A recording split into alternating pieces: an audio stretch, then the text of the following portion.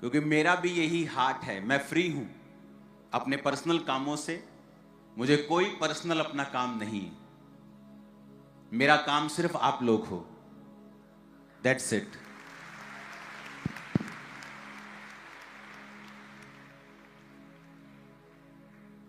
आपको just church के system follow करने हैं ताकि आप आसान रहोगे।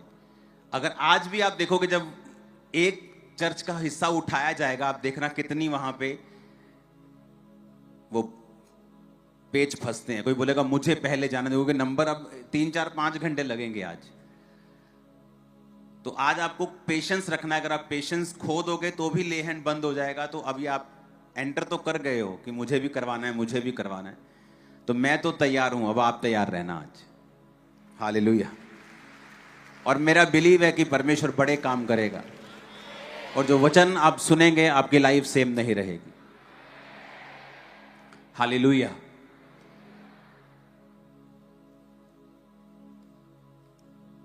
एक पावर है, वो पावर है सफरिंग्स की। क्रिश्चियनिटी में हम मिरेकल्स की बात करते हैं, हम हीलिंग्स की बात करते हैं, हम ब्लेसिंग्स की बात करते हैं, हम आशीषों की बात करते हैं, लेकिन हम सफरिंग्स की बात नहीं करते, क्योंकि लोगों को सुनना यह पसंद नहीं। लेकिन मैं आपको यह बताना चाहता हूं कि सफरिंग्स, क्राइस्ट के लिए दुख उठाना, अगर आपको वो लिखा बेटा बनाएगा तो वो कोड़े भी लगाएगा। अगर आपको कोड़े नहीं लगे तो आप नाजायज संतान हो। बाइबल में लिखा तुम जायज संतान नहीं हो, क्योंकि अगर वो तुम्हें पुत्र बनाएगा तो तुम्हें कोड़े भी लगाएगा। लेकिन आज की चर्च जो है वो कोड़े खाना नहीं चाहती है। इसका डिले खत्म करो। वो चाहती है कि हमें ब्लेसिंग मिले, हमें सामर्थ चाहिए, अभिषेक चाहिए, हमें आशीष चाहिए, हमें बिजनेस चाहिए, हमें कैरियर चाहिए, लेकिन हमें सफरिंग्स नहीं चाहिए।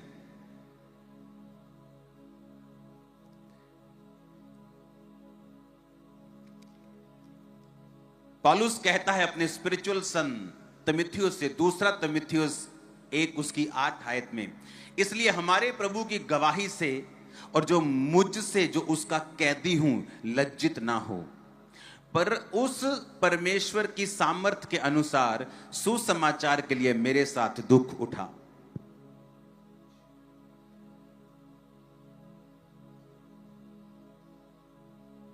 अपने पड़ोसी को बोलो दुख उठा। यहां पौलुस कह रहा है अपने स्पिरिचुअल सन से कि मेरे साथ दुख उठा। अपने पड़ोसी को बोलो दुख उठा। 9 आयत कहती, जिसने हमारा उद्धार किया और पवित्र बुलाहट से बुलाया, और वह हमारे कामों के अनुसार जो मसीह यीशु में सनातन से हम पर हुआ है।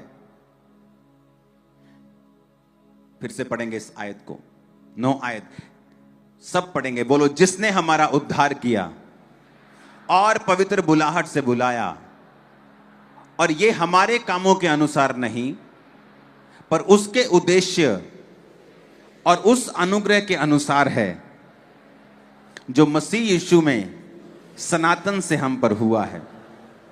आमीन। 12 आयत में लिखा है, इस कारण मैं इन दुखों को भी उठाता हूं पर लजाता नहीं, क्योंकि मैं उसे जिस पर मैंने विश्वास किया है जानता हूं, और मुझे निश्चय है कि वह मेरी धरोहर की उस दिन तक रखवाली कर सकता है। जो खरी बातें तूने मुझसे सुनी हैं, उनको उस विश्वास और प्रेम के साथ जो मसीह यीशु में है अपना आदर्श बनाकर रख, और पवित्र आत्मा के द्वारा जो हम में बसा हुआ है इस अच्छी धरोहर की रखवाली कर। पौलुस कहता है इस धरोहर की, कौन सी धरोहर? कि तुम अनंत जीवन पा चुके हो। अगर तुमने मसीह को कबूल किया है तो तुमने अनंत जीवन को पाया है और तुम स्वर्ग के वासी हो। कहता अगर तुम स्वर्ग के वासी हो, तुमने अनंत जीवन को पा लिया है, तो पवित्र आत्मा के द्वारा इस धरोहर की, इस मिरास की रखवाली करनी है। और कहता सुसमाचार के लिए मेरे साथ दुख उठाना है। परमेश्वर अपने बच्चों को डिसिप्लिन करने के लिए उन्हें परीक्षाएं देता है। कई बार वो परीक्षा देता है जब आप उससे दूर हटने लगते हैं, तो वो आपको परीक्षा देता है और उस परीक्षा के बाद वो आपको अपने नजदीक फिर से करता है। या अगर आप परमेश्वर के करीब हैं और परमेश्वर आपको अगले लेवल पर लेके जाना चाहता है, तो भी वो आपको परीक्षा देता है और आपको दुख उठाने के लिए कहता है। लेकिन आज का क्रिश्चियन जब उस पर दुख आता है, वो उसके लिए दुख की बात है, आनंद की बात नहीं है।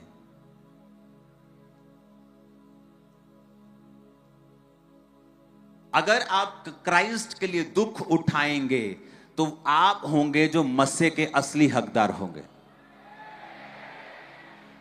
इसलिए बहुतेरे लोग मसीह में नहीं हैं, बहुतेरे पास्टर्स मसीह में नहीं हैं।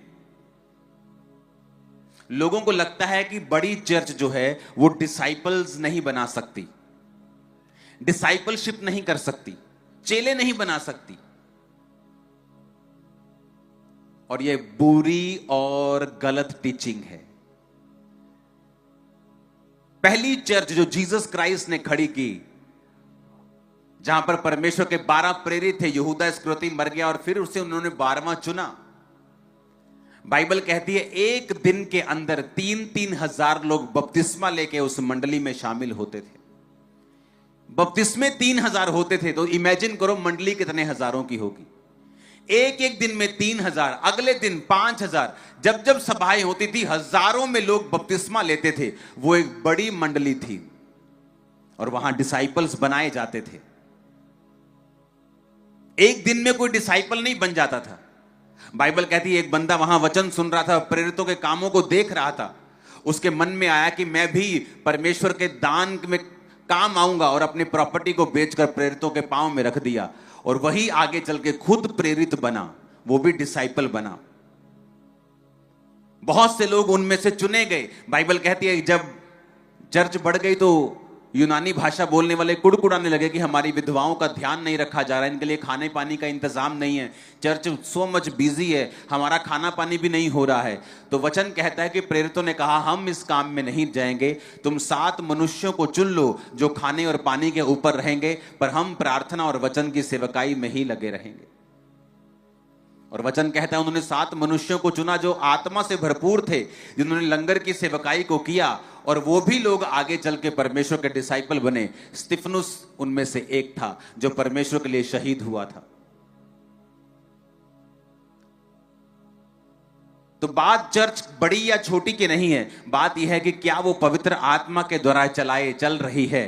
क्या वो चर्च सफरिंग्स के लिए तैयार है, क्या वो दुखों को सहने के लिए भी तैयार है कि नहीं, क्या वो परीक्षाओं को सहने के लिए भी तैयार है कि नहीं।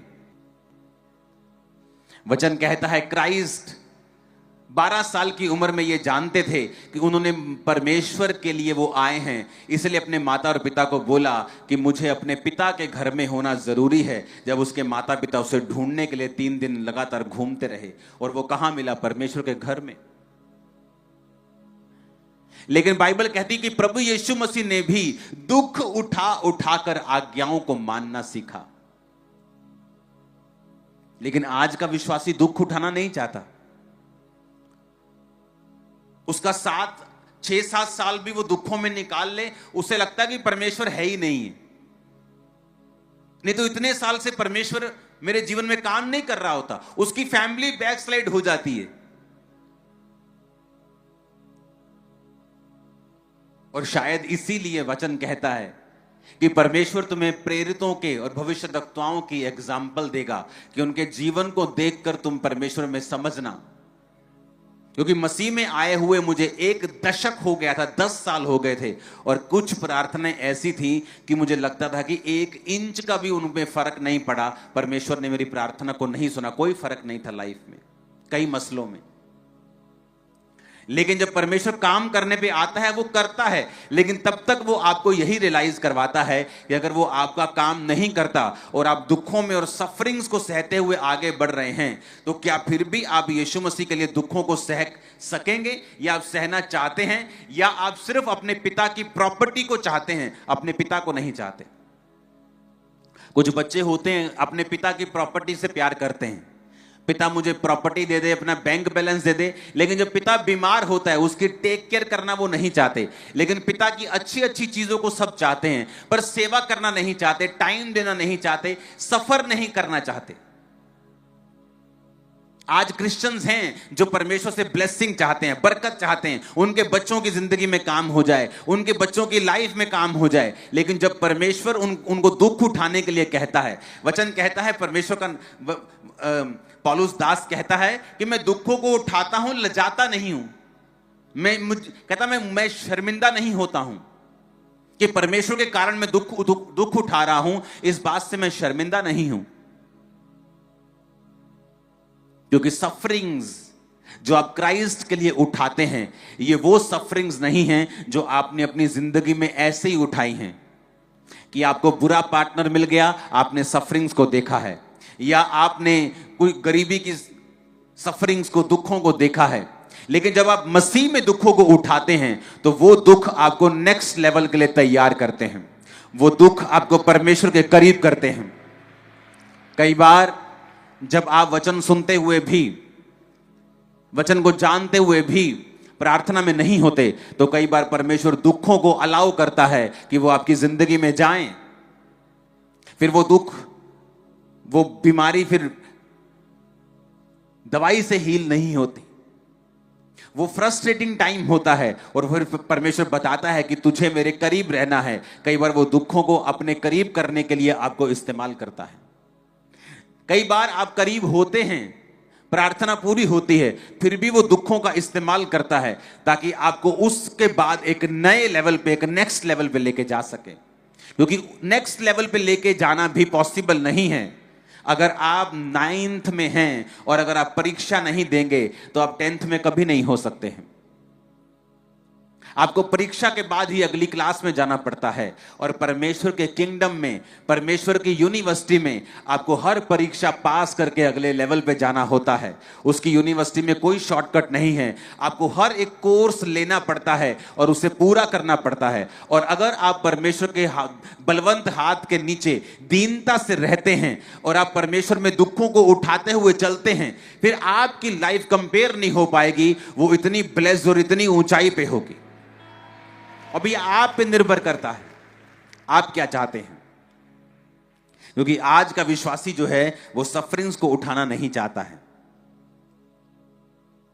वो नहीं चाहता वो सफरिंग्स को उठाए। इब्रानियां 12 उसकी 5 में लिखा है, तुम उस उपदेश को जो तुम्हें पुत्रों के समान दिया जाता है भूल गए हो। हे मेरे पुत्र, प्रभु की ताड़ना को हल्की बात ना जान, जब वह तुझे घुड़के तो साहस ना छोड़, क्योंकि प्रभु जिससे प्रेम रखता है उसकी ताड़ना भी करता है, जिसे वो पुत्र बना लेता है उसको कोड़े भी लगाता है। वो कौन सा पुत्र है जिसकी ताड़ना पिता नहीं करता? सब बोलो आमीन। 11 आयत में लिखा, वर्तमान में हर प्रकार की ताड़ना आनंद की नहीं परंतु शोक की बात दिखाई पड़ती है, तो भी जो उसको सहते सहते पक्के हो गए हैं, बाद में उन्हें चैन के साथ धर्म का प्रतिफल मिलता है। कहता है आजकल अगर ताड़ना होती है तो इसको आनंद की बात नहीं समझती जनता। विश्वासी से आनंद की बात नहीं समझता। जब उसे बीमारी के रूप में या किसी भी परीक्षा के रूप में या फाइनेंशियल स्ट्रगल के रूप में कोई ताड़ना मिलती है तो वो इसको आनंद की बात नहीं समझता, वो इसको दुख की और शोक की बात समझता है। क्योंकि चर्चिस में अगर एक ही फेस दिखाया जाएगा कि परमेश्वर में आने पर सब ब्लेस हैं, सब ऊंचा ही ऊंचा होता जा रहा है, तो उसका दूसरा फेस अगर आपको नहीं दिखाया जाएगा कि दूसरा हिस्सा है जो क्राइस्ट के लिए हमने सफरिंग्स को लेना है, क्योंकि फिर जो लेवल आपका होगा वो लोगों का नहीं होगा। जिस तरह से फिर परमेश्वर आपकी तैयारी करेगा आपने किसी और की नहीं देखी होगी। जो ग्रेस फिर आपके ऊपर होगी वो किसी के ऊपर नहीं होगी। बाइबल कॉलेज के बच्चों को मैं खुद क्लास देता हूं और जब मैं उनको क्लास दे रहा था, मैंने उनको कहा कि यहोशकेल की पुस्तक को पढ़ो। बाइबल कहती है वो बंधुओं के बीच में नदी के तट पर पड़ा था। कौन से बंधु? जो इजराइल से आए थे। क्यों आए थे? क्योंकि उन्होंने परमेश्वर को छोड़ दिया था। अब उन्होंने तो परमेश्वर को छोड़ा और वो बंधुआई में थे, लेकिन यहोशकेल का क्या कसूर है कि वो नबी होता हुआ भी बंधुआई में था।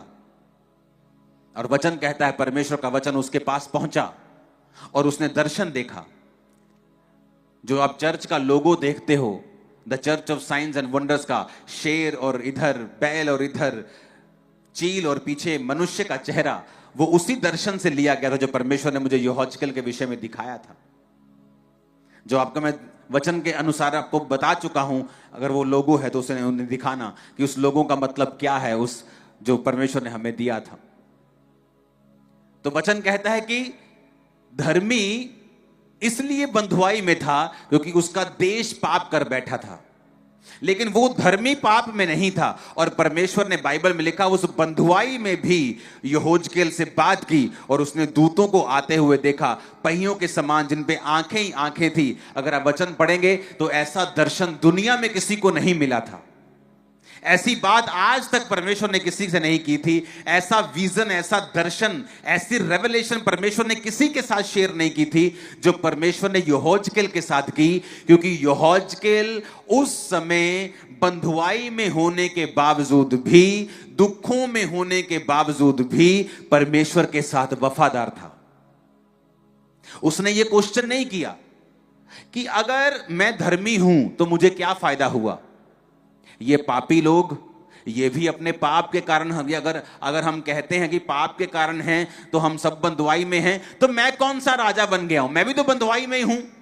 अगर ये कबार नदी के तट पर बैठे हैं सभी, तो मैं भी तो यहीं बैठा हूं।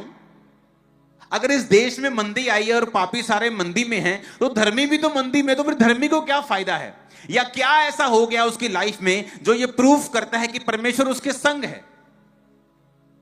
और यही फैसला होता है कि आप परमेश्वर को किसी आशीष के लिए चाहते हैं, आप परमेश्वर से किसी आशीष के लिए प्यार करते हैं, आपने कोई सौदा किया है परमेश्वर के साथ, या आप सचमुच अपना जीवन उसे दे चुके हैं। और वचन कहता है उस नदी के तट पर वो परमेश्वर के साथ वफादार था और परमेश्वर ने उसे दर्शन दिया, उसे दिखाया कि अब ये सारा देश बंधुआई में पड़ेगा, मुश्किलों में पड़ेगा। उत्तर दिशा से एक आंधी आएगी, तूफान आएगा, और अलग अलग परमेश्वर ने उसे दर्शन दिया कि ये लोग और दुखी होंगे और बाद में इन लोगों को मैं रिस्टोर करूंगा, बाद में इन्हें बचाऊंगा। और पूरे दर्शन वो पूरे हुए जितने परमेश्वर ने यहोशकेल को कहे थे। लेकिन वो कब आए उसको? वो तब आए जब कबार नदी के तट पर बंधुआई के लोगों के बीच में भी वो परमेश्वर के साथ वफादार था और उन सफरिंग्स को, उन दुखों को वो सह रहा था और बिना परमेश्वर को कंप्लेंट किए वो परमेश्वर में वफादार था। आज चर्च सफरिंग्स लेना नहीं चाहती है। पौलुस कहता मैं शर्माता नहीं हूं जब तुम्हारे रिश्तेदार तुम्हारा नाम काट देते हैं, तुम्हारा गांव, ਤੁਹਾਡਾ ਪਿੰਡ ਤੁਹਾਡਾ ਨਾਂ ਕੱਟਦਾ, ਸਰਪੰਚ ਆਂਦਾ ਕਹਿੰਦਾ ਓਏ ਤੁਹਾਡੇ ਵਿਆਹ ਤੇ ਨਹੀਂ ਆਣਾ, ਤੁਹਾਨੂੰ ਭਾਂਡੇ ਨਹੀਂ ਦੇਣੇ। ਭਾਂਡੇ 'ਚ ਵੜ ਗਏ ਤੇਰੇ ਭਾਂਡੇ। हाँ,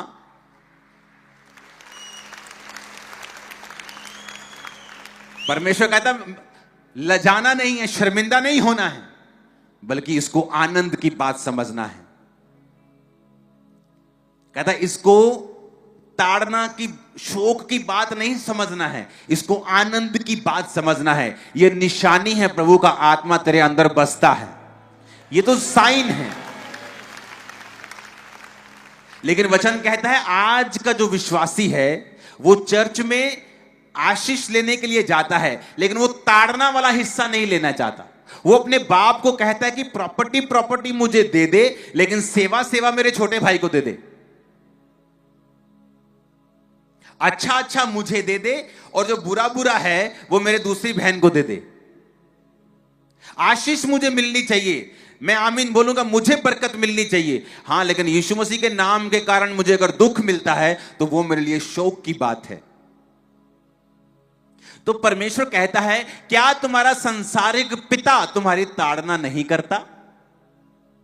अगर वो तुम्हारी ताड़ना करता है तुम्हें सुधारने के लिए, तो क्या ये अच्छी बात नहीं है कि स्वर्गीय पिता तुम्हारी ताड़ना करे? क्योंकि वो देखता है। अगर वो तुम्हारी ताड़ना नहीं करेगा, तुम आगे नहीं बढ़ सकते। जो फ्यूचर में चैलेंजेस हैं, जो फ्यूचर में प्रॉब्लम्स हैं, जो फ्यूचर में इकोनॉमिक चीजें हैं, उनके लिए आप कभी तैयार नहीं होंगे अगर परमेश्वर आपको अभी से दुखों में तैयार नहीं करेगा तो। हालेलुया। तो आज की चर्च को यह भी समझना है कि द सफरिंग्स जो हैं, जो क्राइस्ट की थी, जो एक विश्वासी की भी हैं, वो भी आपके जीवन का एक हिस्सा है। अगर वो आपकी लाइफ में है कि जीसस के नाम के कारण अगर आप सफरिंग्स में हैं, दुखों में हैं, तो उसको आनंद की बात समझें, क्योंकि वो आपको स्ट्रॉन्ग करके नेक्स्ट लेवल पे ले जाने की तैयारी कर रहे हैं।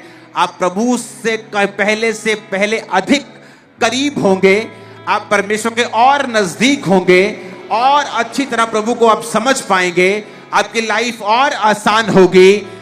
आमीन। ऊंचा चाहिए मेरे को चर्च। हालेलुया। वचन कहता है जो उसको सहते सहते पक्के हो गए हैं, बाद में 11 आयत में लिखा, उन्हें चैन के साथ धर्म का प्रतिफल मिलता है। भाई साहब, वो प्रतिफल बहुत से धनी बाबुओं के पास नहीं है। जो बहुत धनी हैं, पूरा एरिया खरीद सकते हैं आपका, लेकिन वो प्रतिफल नहीं है, चैन वाला, धर्म का प्रतिफल, चैन का प्रतिफल उनकी लाइफ में नहीं है। पर परमेश्वर कहता है अगर तुम दुख सहते सहते पक्के हो गए हो, तुमने अपने आप को बता दिया है, तुम्हारे शरीर को यह मालूम हो चुका है, तुमने परमेश्वर में मेंटल, स्पिरिचुअल, फिजिकल, फाइनेंशियल, हर तरह का सफरिंग्स तुमने सह ली है, तुम सहते सहते पक्के हो गए हो, फिर कहता तुम्हें धर्म के साथ चैन का प्रतिफल भी मिलेगा, चैन के साथ धर्म का प्रतिफल मिलेगा। और यह बहुत बड़ी बात है। प्रतिफल वो होता है जब आप प्रार्थनाएं करते रहते हैं और आपको फल नहीं मिलता, लेकिन प्रतिफल का मतलब होता है कि जितनी मेहनत तुमने की है उसका पूरा हिस्सा तुम्हें मिलेगा। जब तुम दुखों में थे, जब तुम मुश्किलों में थे, जब तुम परीक्षाओं में थे और तुमने जितनी प्रार्थनाएं की थी, परमेश्वर कहता उन सब प्रार्थनाओं का प्रतिफल भी मैं तुम्हें दूंगा। और हो सकता है कि 10 साल के बाद वो इतना बड़ा प्रतिफल दे कि 11वें साल आपके पास हजारों सालों की आशीष हो। वो रखता नहीं है, वो रख नहीं सकता। तुम बो सकते हो, वो तुम्हें ज्यादा देगा। दाऊद ने बोया, परमेश्वर ने सुलेमान को इतना दिया, किसी के पास इतना नहीं था। इतिहास की कुछ स्टोरियां झूठी हैं कि फलाना व्यक्ति सबसे अमीर था दुनिया का, पता नहीं कौन किसका नाम लेते, मानसा किसका नाम लेते। डॉक्यूमेंटेड है, सुलेमान से अधिक अमीर कोई राजा आज तक नहीं हुआ। डॉक्यूमेंटेड है ये। इतना सोना, इतना उसका जो वैभव था इतना ज्यादा था। नॉलेज सबसे अधिक आज तक सुलेमान को थी। उसे घोड़ों के बारे में पता था, उसे चंद्रमा, उसे सूर्य, समुद्र की मछ, बाइबल कहती हर विषय में परमेश्वर ने उसको बुद्धि दी थी। जो भी राजा उसकी बुद्धि की बातें सुनने के लिए आता था, गवाही दे के जाता था कि जो तेरे विषय में हमने सुना है वो कम सुना है, जो तेरे पास है वो ज्यादा है। तो ये प्रूफ है, और ये उस बात को कट करता है जो बोलते कि नहीं ये राजा अमीर था, क्योंकि जिसके पास बुद्धि ज्यादा है वो एक बिजनेस कर सकता है, बुद्धि है, दूसरा भी कर सकता है, तीसरा भी कर सकता है। वो बुद्धि की बात होती है। जब बुद्धि होती है आप कर सकते हैं, आप मल्टी काम कर सकते हैं, मल्टी मैनेजमेंट कर सकते हैं, मल्टी टास्क कर सकते हैं। तो वो बुद्धि बाइबल कहती है सुलेमान के पास थी, उसने परमेश्वर से मांगी। वो बोने वाला व्यक्ति जब आप बोते हैं तो भी स्वर्ग आपके लिए खुलता है। हालेलुया। अपने हाथों को, हालेलुया,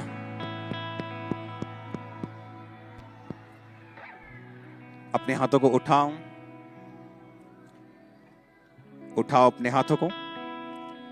फिर से कहो, खुदावन आज मैं जो कुछ सुन रहा हूं मैं उसे मानूंगा। फिर से कहो ऊंची आवाज में। और जब मेरी ताड़ना होगी मैं रोऊंगा नहीं। आमीन।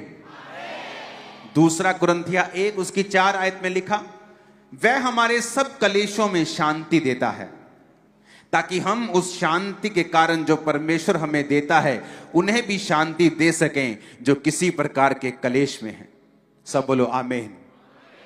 क्या कह रहा है परमेश्वर? कहता वो सब कलेशों में हमारे में शांति देता है ताकि हम उस शांति के कारण जो परमेश्वर हमें देता है दूसरों को शांति दे सके। आज जब लोग मेरे पास आके बोलते हैं कि मैं 7 साल से परीक्षा में हूं और अगर खुद मैं परीक्षा में ना रहा होता मैं सोच में पड़ जाता। ओ अच्छा, 7 साल से तुम्हारा काम नहीं हुआ, 7 साल से तुम दुखों में हो, और शायद मैं भी डाउट करने लगता प्रभु पे। लेकिन बाइबल कहती है जब वो आपको तैयार करता है, आपकी ट्रेनिंग करवाता है। तो मेरी ट्रेनिंग परमेश्वर ने कराई कि सालों साल बिना प्रार्थना के उत्तर से भी क्या मैं परमेश्वर के साथ वफादार हूं, और एक दिन आता है जब वो आपका पूरा हिसाब किताब बराबर कर देता है।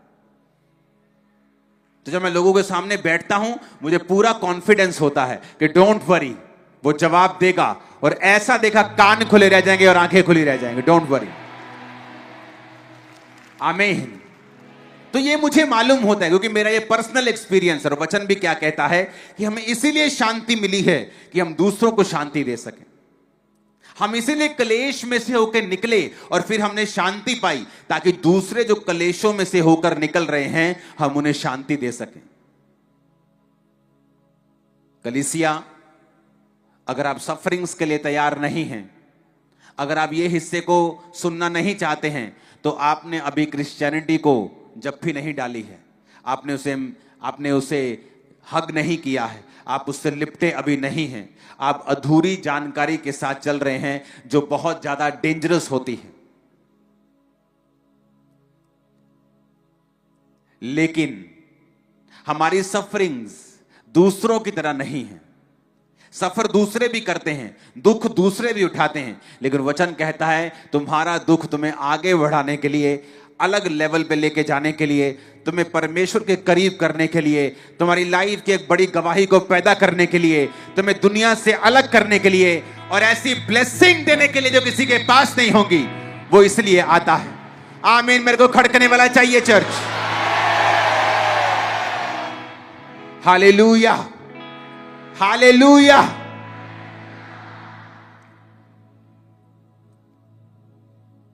यहोशकेल ने सफरिंग्स को सहा, नदी के तट पे बैठा है, सब बंधुआइयों में बैठा है, सब लोग वैसे पापी भी उसके साथ बंधुआई में हैं और यहोशकेल भी बंधुआई में है। तो क्या शैतान उससे बात नहीं करता होगा कि तेरी लाइफ और इनकी लाइफ में क्या फर्क है? धर्मी होने का तुझे क्या फायदा है? जो इनकी जिंदगी में हो रहा है वो तेरी जिंदगी में भी हो रहा है, तो तुझे प्रार्थना करने का, पवित्रताई में रहने का, धर्मी रहने का क्या फायदा है? दाऊद को भी शैतान बोल सकता था तेरे भाई पाप में हैं, वो राजा की सेना में है, तू क्या भेड़ चराते पवित्रताई में प्रार्थना करता रहता है? तू भी जा और पाप कर।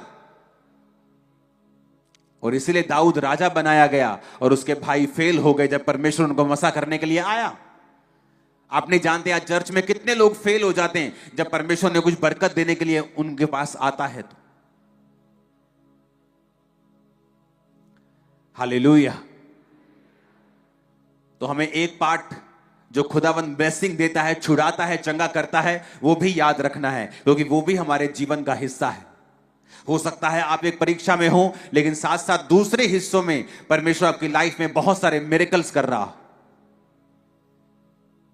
सफरिंग्स का मतलब ये नहीं कि वो आपको छोड़ देगा, सफरिंग्स का मतलब ये नहीं कि वो आपको त्याग देगा।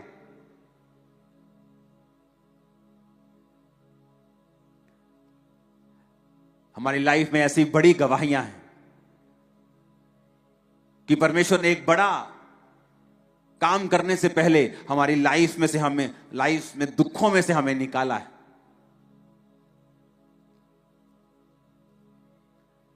एक क्रूसेड की वीडियो टीम अगर आपके पास होगी, गुरदासपुर क्रूसेड हुआ था बहुत देर पहले, उसकी एक वीडियो है ड्रोन शॉट, अगर वो आपको मिले तो उसे दिखाना मेरे को। अपने पड़ोसी को बोलो, बोलो ध्यान से सुन, दुखों को तुच्छ मत समझ, मसीह के कारण निंदित होने को एक बड़ा भंडार समझ। मसीह के कारण दुखों को तुच्छ मत जान, क्योंकि वो तेरे लिए रोटी के समान काम करेगा, दवाई के समान काम करेगा। तुझे वो आगे बढ़ाएगा, तेरी इज्जत को बढ़ाएगा, तुझे अब के जीवन के लिए और अनंत जीवन के लिए तैयार करेगा। आप और आपके बच्चे हमेशा अनंत जीवन के लिए तैयार रहें और शैतान की सारी योजनाएं यीशु के नाम से जाती रहें। Hallelujah, hallelujah. अगर वो वीडियो तैयार हो तो जल्दी उसे चलाना। इस वीडियो को हम देखेंगे। ये प्रभु ने मुझसे अभी कहा आपको दिखाने के लिए, इसे देखेंगे। ये गुरदासपुर का क्रूसेड है, उसकी वीडियो है, आप देखना। बहुत से लोग लाखों को कभी समझते नहीं, उन्हें लगता है कि ये लाखों हैं। रियल लाखों में जो होते हैं ना, वो आपको ड्रोन में भी दिखाई नहीं देते। ये रियल शॉट है ड्रोन का, और ये खत्म नहीं होगा। मैं आपको टेस्टिमनी देता हूं।